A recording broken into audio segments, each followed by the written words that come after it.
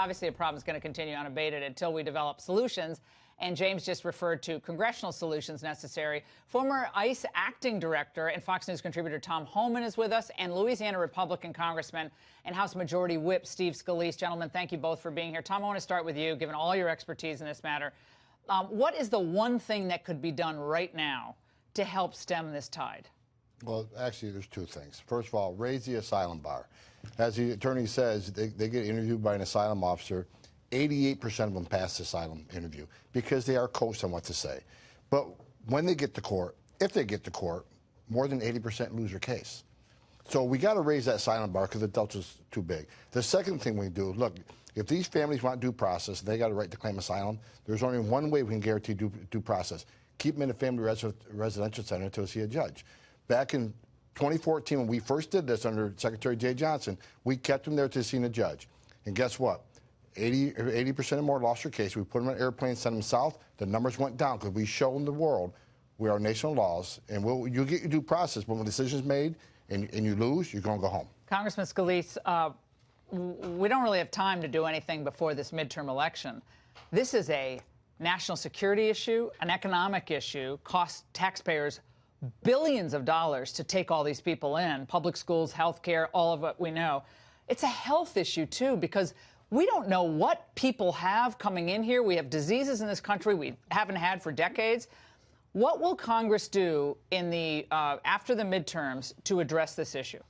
Well, Laura, I think in the next 2 weeks, you're really going to see this debate play out because ultimately that election in 2 weeks will help decide it. I am really glad that President Trump is putting such a sharp focus on this. Look, I mean, when you look at these, it's like a parade going over. These aren't asylum seekers.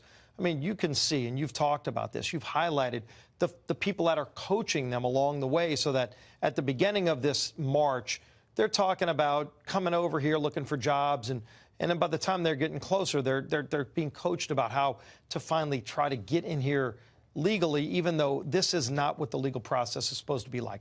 We need to change the law. We've had 2 different bills on the House floor. We've had actual votes to tighten these loopholes up, to actually close the loopholes. So what's the problem? That are allowing Why is this not getting traction? This is a national emergency. I'd pull everyone back from midterm campaigning to deal with this, frankly. Yeah. It's that important when we have thousands of people coming into, maybe most of them are unarmed, all of them are unarmed for all we know. We don't know. This is an invasion into this country, and the American people are seeing this play out. They're like, this is like, there's like the phone's ringing and no one's home. No one's answering the phone here. And that's what you're seeing President Trump saying, look, we're not going to allow this. First of all the Latin American countries, all of those billions of dollars of foreign aid needs to be on the table. They need to be made very clear. They're already out of the Central American countries. If you do this, this is going to be a threat to your billions of dollars that you're getting. They're gone. They're gone. But President Trump's already made that clear. Yeah. This is going to be in jeopardy.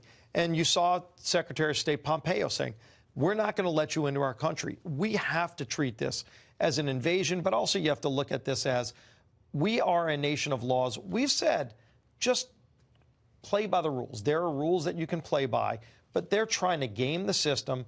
We've got to be real clear that these laws have to be changed. And there's going to be an election in 2 weeks. In just 2 weeks, there are people that have, look, Pelosi wants open borders. This is a real impact on Pelosi's whole idea of having open borders. President Trump has done a great job of making this an election issue because the country is going to ultimately decide. They don't want, do we want an open national security or open borders? I'm for national security. They're for open borders.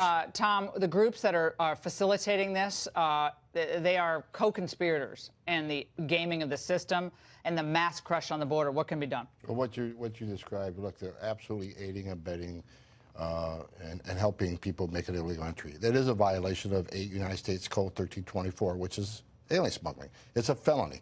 So HSI needs to work with their partners in Mexico, identify these people, and prosecute them. Gentlemen, we could do a whole hour on this. Thank you so much for joining us. And Congressman Scalise, we want to have you back on this issue and so many others.